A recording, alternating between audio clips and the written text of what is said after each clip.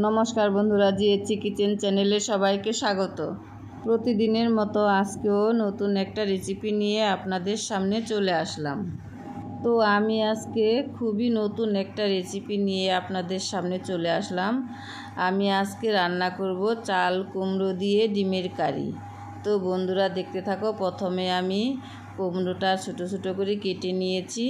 এবার ভাপ দিয়ে জলটা ফেলে দেব। তো ভাপ দেওয়ার জন্য কড়াইতে দিয়ে দিলাম, এবার একটু লবণ দিয়ে দিলাম, এবার ঢাকা দিয়ে দেব। তো আমি শুধু চাল কুমড়ো নেই, দুটো আলু নিয়েছি সাথে। তো কিছুক্ষণ পর ফিরে আসলাম, ঢাকনাটা তুলে নিলাম।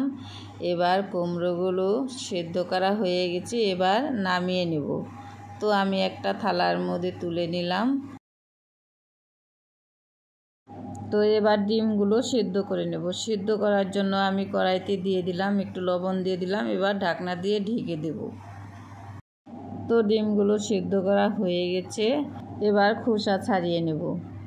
তো আমি এইভাবে এক এক করে খোসা ছাড়াবো সবগুলা ডিমেরই। তো সবগুলা ডিমেরই এক এক করে খোসা ছাড়ানো হয়ে গেছে। তো এবার লবণ আর হলুদ দিয়ে মেখে নেব। তো লবণ আর হলুদ দিয়ে দিলাম। কড়াইতে তেল বসিয়ে দিয়েছি, তেলটা গরমও হয়ে গেছে। এবার ডিমগুলো আমি কড়াইতে দিয়ে দিলাম।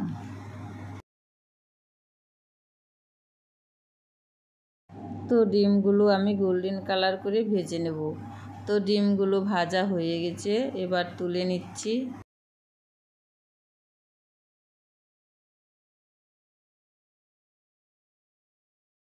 তো সবগুলো ডিম আমি ভেজে তুলে নিলাম। এখানে আমি পেঁয়াজ কেটে নিয়েছি। এবার কড়াইতে তেল দিয়েছি, তেলটা গরম হয়ে গেছে। গরম তেলের মধ্যে আমি জিরা ফোড়ন দিয়ে দিলাম।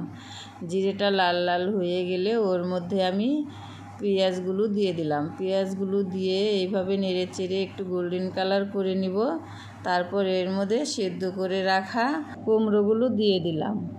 কুমড়োগুলো দিয়ে একটু নেড়ে চেড়ে এর মধ্যে আমি লবণ আর হলুদ দিয়ে দেব। তো লবণ আর হলুদ দিয়ে দিলাম। তো লবণ আর হলুদ দিয়ে কিছুক্ষণ নেড়ে চেড়ে সব কিছু ভাজা ভাজা করে নেব।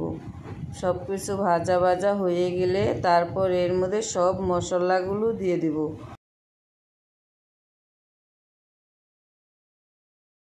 তো লঙ্কা বাটা দিয়ে দিলাম, জিরে বাটা দিয়ে দিলাম, আদা বাটা দিয়ে দিলাম, রসুন বাটা দিয়ে দিলাম, লবণ দিয়ে দিলাম, হলুদ দিয়ে দিলাম। সব মশলাগুলো দিয়ে এবার কুমড়োর সাথে সব মশলাগুলো ভালোভাবে কষিয়ে নেব।